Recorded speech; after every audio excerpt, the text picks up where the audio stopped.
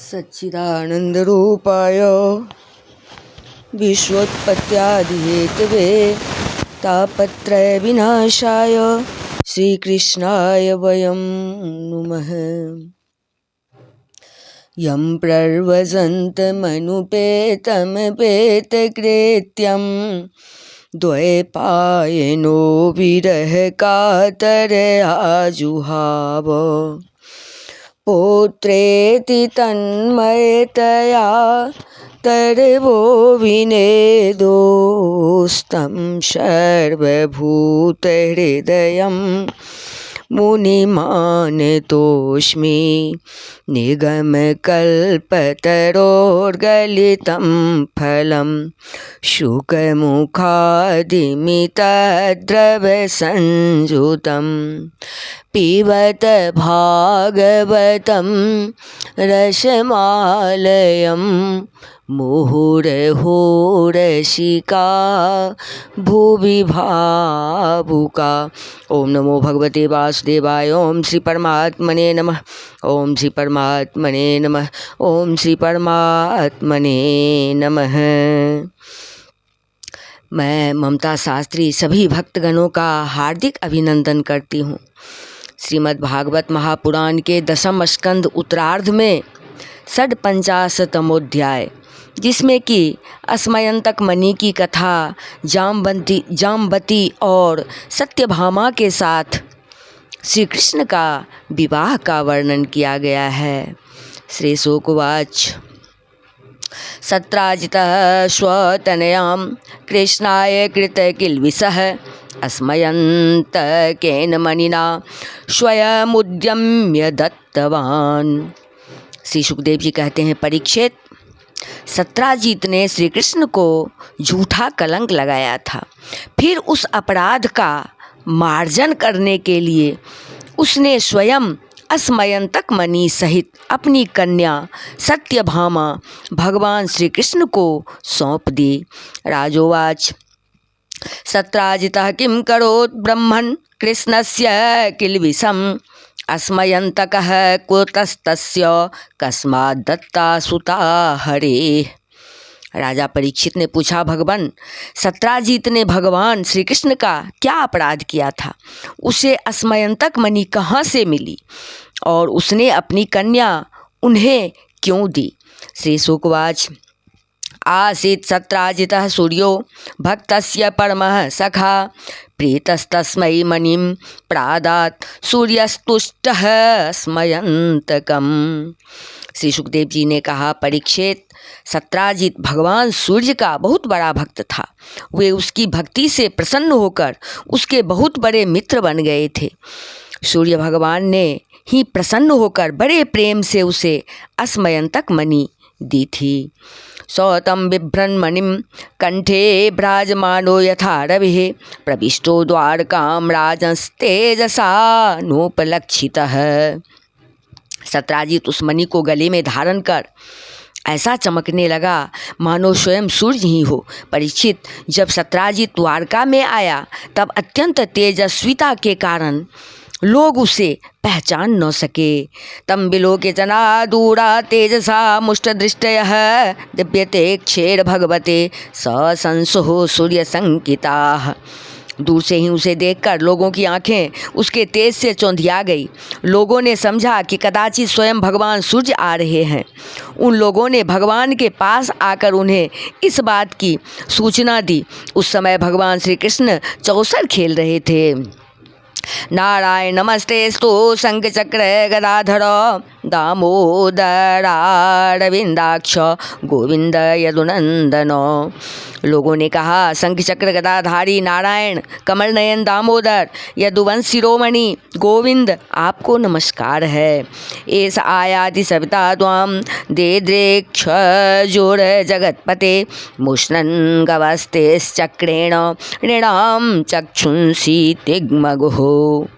जगदीश्वर, देखिए, अपनी चमकीली किरणों से लोगों के नेत्रों को चौंधियाते हुए प्रचंड रश्मि भगवान सूर्य आपका दर्शन करने आ रहे हैं। नन्वन्वेक्षन्ति ते मार्गं त्रिलोक्यां बेबोधर्षभा ज्ञात्वाद्य गूढ़ं यदुषु द्रष्टुम त्वां तात्यजः प्रभो।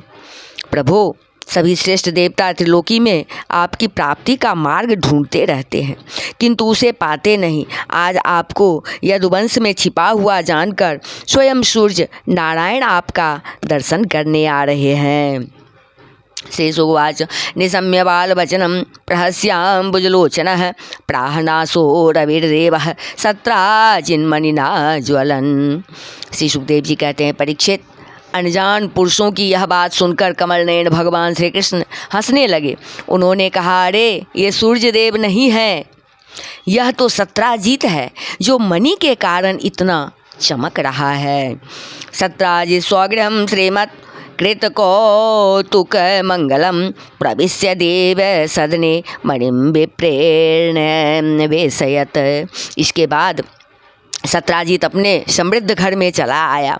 घर पर उसके शुभागमन के उपलक्ष्य में मंगल उत्सव मनाया जा रहा था। उसने ब्राह्मणों के द्वारा अस्मयंतक मणि को एक देव मंदिर में स्थापित करा दिया। दिने दिने स्वर्णभारा नष्टो सृजति प्रभो दुर्भिक्ष मार्यरिष्टानि सर्वाधिव्याधयो शुभा न सन्ति मायनस्तत्र यत्रास्तेभ्यर्चितो मणिः। परीक्षित, वह मणि प्रतिदिन 8 भार सोना दिया करती थी और जहाँ वह पूजित होकर रहती थी वहाँ दुर्भिक्ष, महामारी, ग्रह पीड़ा, सर्प भय, मानसिक और शारीरिक व्यथा तथा मायावियों का उपद्रव आदि कोई भी अशुभ नहीं होता था। स्वयाजितो मणिम क्वापि यदुराजाय शौरिना नैवार्थ कामुकः प्रादात् यां चा भंगमत कयन। एक बार भगवान श्री कृष्ण ने प्रसंगवश कहा, सत्राजीत, तुम अपनी मणि राजा उग्रसेन को दे दो। परंतु वह इतना लोभी था कि भगवान की आज्ञा का उल्लंघन होगा इसका कुछ भी विचार न करके उसे अस्वीकार कर दिया। तमेकदा मणिम कंठे प्रतिमुच्य महाप्रभम प्रसेनो है मारुह्य मृग्याम व्यचरत बने। एक दिन सत्राजीत के भाई प्रसेन ने उस परम प्रकाशमयी मणि को अपने गले में धारण कर लिया और फिर वह घोड़े पर सवार होकर शिकार खेलने वन में चला गया। प्रसेनम सहयम हत्वा मणिमाक्षिद्य केसरे गिरिम जाम्बता निहतो मणिमिक्षता। वहाँ एक सिंह ने घोड़े सहित प्रसेन को मार डाला और उस मणि को छीन लिया। वह अभी पर्वत की गुफा में प्रवेश कर ही रहा था कि मणि के लिए ऋक्षराज जाम्बान ने उसे मार डाला। सोपि चक्रे कुमारस्य मणिं क्रीडन कम्बिले अपश्यन् भ्रातरं भ्राता सत्राजित पर्यतप्यत। उन्होंने वह मणि अपनी गुफा में ले जाकर बच्चे को खेलने के लिए दे दी। अपने भाई प्रसेन के न लौटने से उसके भाई सत्राजित को बड़ा दुख हुआ। प्रायः कृष्णेन्यः तो मणिग्रीवो वनं गतः भ्राता ममेति तच्छ्रुत्वा कर्णे कर्णे जपच्चनाः। वह कहने लगा, बहुत संभव है श्री कृष्ण ने ही मेरे भाई को मार डाला हो, क्योंकि वह मणि गले में डालकर वन में गया था। सत्राजीत की यह बात सुनकर लोग आपस में कानाफूसी करने लगे। भगवान तदुपश्रुत्य दुर्यसो लिप्तमात्मने माष्टुं प्रसेन पदवी मन्वपद्यत नागरेह। जब भगवान श्री कृष्ण ने सुना कि यह कलंक का टीका मेरे ही सिर लगाया गया है, तब वे उसे धो बहाने के उद्देश्य से नगर के कुछ सभ्य पुरुषों को साथ लेकर प्रसेन को ढूंढने के लिए वन में गए। हतम प्रसेनमस्वं चौविच्य केसरिना बने तम चाद्रिपृष्ठे निहत मृक्षेन दद्रुसुर्जनाः। वहाँ खोजते खोजते लोगों ने देखा कि घोर जंगल में सिंह ने प्रसेन और उसके घोड़े को मार डाला है। जब ये लोग सिंह के पैरों का चिन्ह देखते हुए आगे बढ़े, तब उन लोगों ने यह भी देखा कि पर्वत पर एक वृक्ष ने सिंह को भी मार डाला है।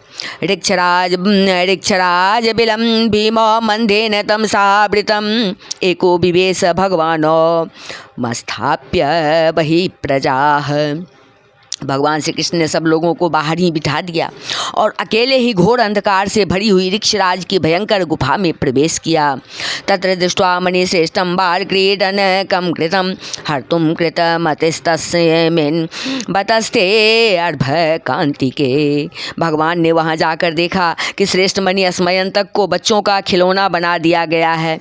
वे उसे हर लेने की इच्छा से बच्चे के पास जा खड़े हुए। तम पूर्वम नरम दृष्ट्वा धात्रे चुनकोशभीतवत् तच्छ्रुत्वाभ्यद्रवत् क्रुद्धो जामवान बलिनां बड़ः। उस गुफा में एक अपरिचित मनुष्य को देखकर बच्चे की धाय भयभीत की भांति चिल्ला उठी। उसकी चिल्लाहट सुनकर परम बली ऋक्षराज जामवान क्रोधित होकर वहाँ दौड़ आए। सौभय भगवता तेन युधे स्वामिनात्मनः पुरुषं प्राकृतं मत्वा कुपितो नानुभाववित्। परीक्षित, जामवान उस समय कुपित हो रहे थे। उन्हें भगवान की महिमा, उनके प्रभाव का पता न चला। उन्होंने उन्हें एक साधारण मनुष्य समझ लिया और वे अपने स्वामी भगवान श्री कृष्ण से युद्ध करने लगे। द्वन्द्वयुद्धं सुतो मूल मुभयोर्बेजिगीषतो आयुधास्म द्रुमेर्दोर्भिः क्रव्यार्थे सेनयोरिव। जिस प्रकार मांस के लिए दो बाज आपस में लड़ते हैं, वैसे ही विजयाभिलाषी भगवान श्री कृष्ण और जामवान आपस में घमासान युद्ध करने लगे। पहले तो उन्होंने अस्त्र शस्त्रों का प्रहार किया, फिर शिलाओं का, तत्पश्चात वे वृक्ष उखाड़कर एक दूसरे पर फेंकने लगे। अंत में उनमें बाहु युद्ध होने लगा। आसीत दष्टाविंशाः मितरेतरमुष्टिभिः वज्रनिष्पेष परुषे रविश्रममहर्निशम्।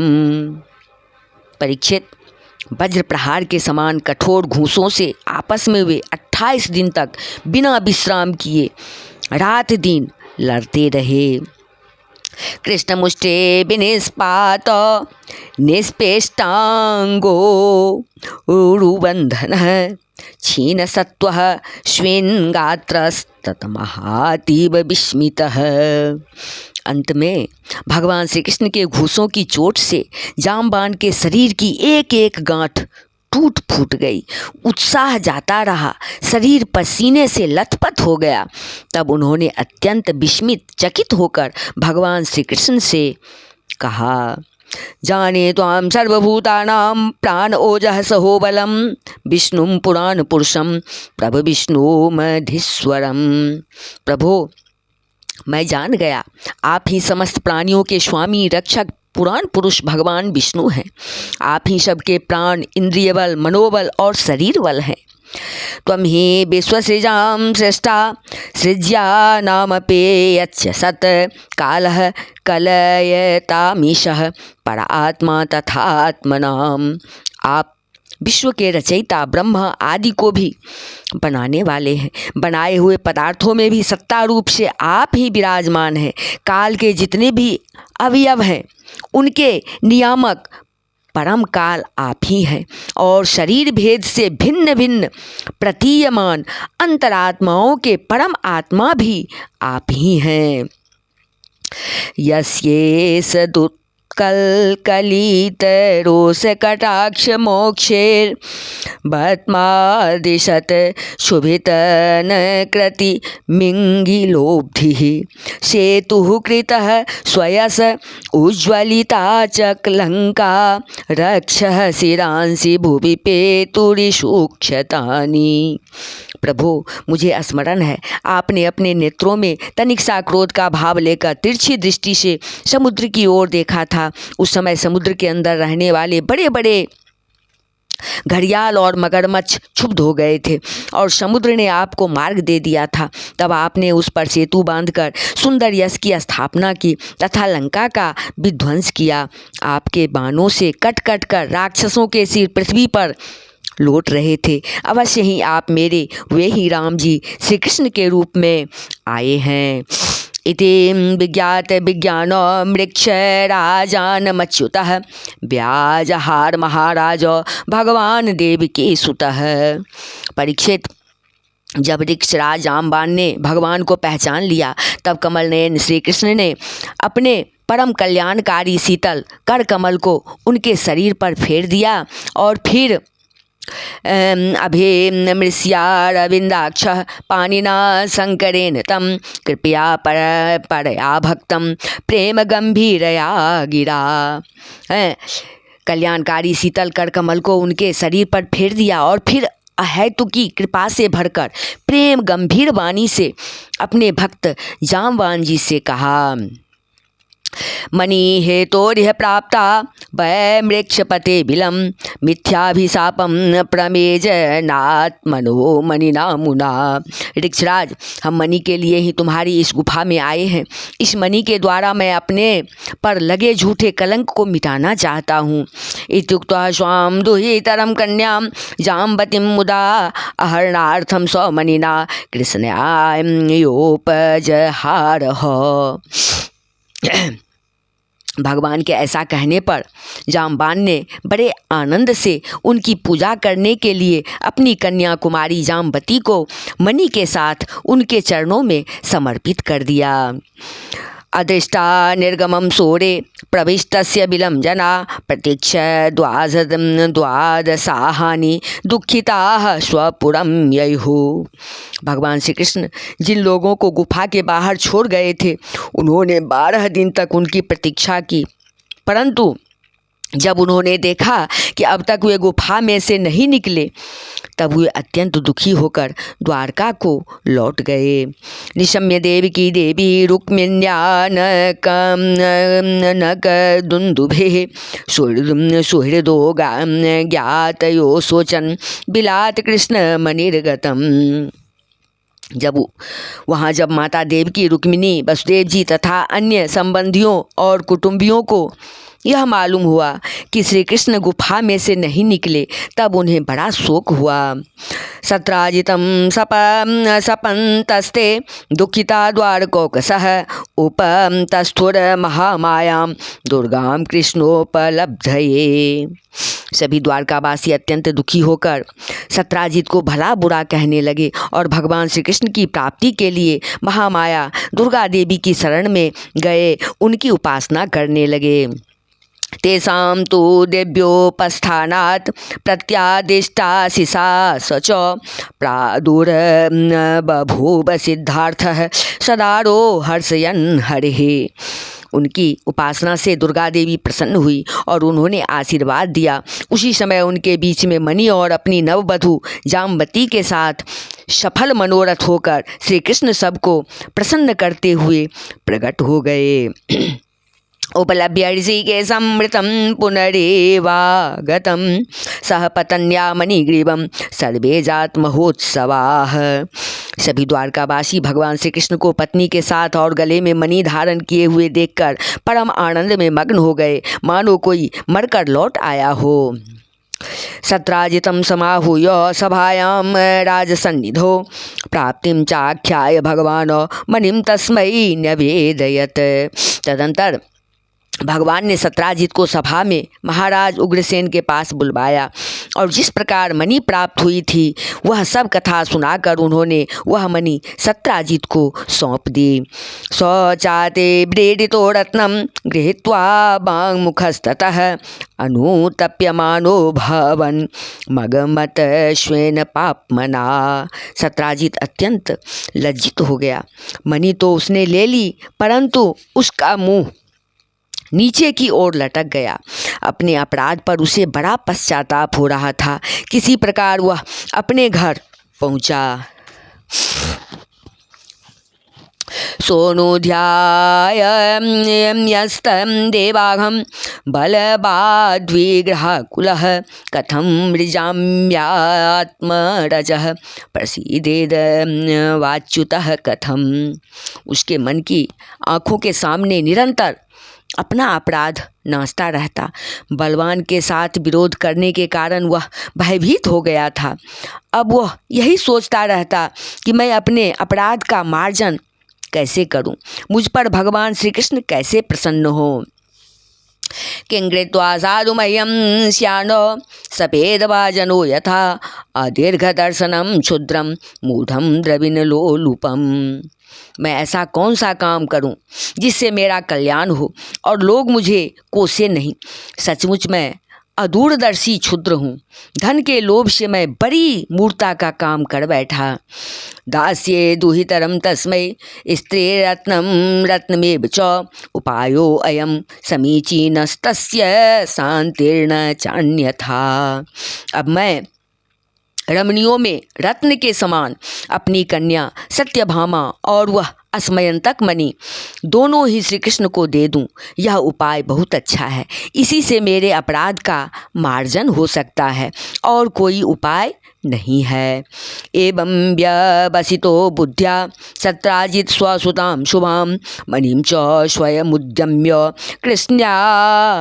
कृष्णायोपजहारः। अब सत्राजित ने अपनी विवेक बुद्धि से ऐसा निश्चय करके स्वयं ही इसके लिए उद्योग किया और अपनी कन्या तथा अस्मयंतक मणि दोनों ही ले जाकर श्री कृष्ण को अर्पण कर दी। ताम सत्यभामां भगवानु पये मे यथा विधि बहुभिर्याचितां शील रूपोदार्य गुणान्विताम। सत्यभामा शील स्वभाव सुंदरता उदारता आदि सद्गुणों से संपन्न थी। बहुत से लोग चाहते थे कि सत्यभामा हमें मिले और उन लोगों ने उन्हें मांगा भी था, परंतु अब भगवान श्री कृष्ण ने विधि पूर्वक उनका पानी ग्रहण किया। भगवान आह नो मणिं प्रतीक्षामो वयं नृपः तवास्तां देवभक्तस्य वयं च फलभागिनः। परीक्षित, भगवान श्री कृष्ण ने सत्राजित से कहा, हम अस्मयंतक मणि न लेंगे। आप सूर्य भगवान के भक्त हैं, इसलिए वह आपके ही पास रहे। हम तो केवल उसके फल के अर्थात उससे निकले हुए सोने के अधिकारी हैं, वही आप हमें दे दिया करें। इति श्रीमद्भागवते महापुराणे पारमहंस्यां संहितायां दशम स्कंदे उत्तरार्धे अस्मयंतकोपाख्याने षड्पंचाशतमोऽध्यायः। बोले वृंदावन बिहारी लाल की जय, राजा रामचंद्र की जय, अम्बा जनक नंदनी की जय, भास्कर भगवान की जय, बजरंगबली की जय, उमापति महादेव की जय, श्रीमद्भागवत महापुराण की जय। बोलिए सब संतन की जय। जय जय श्री राधे।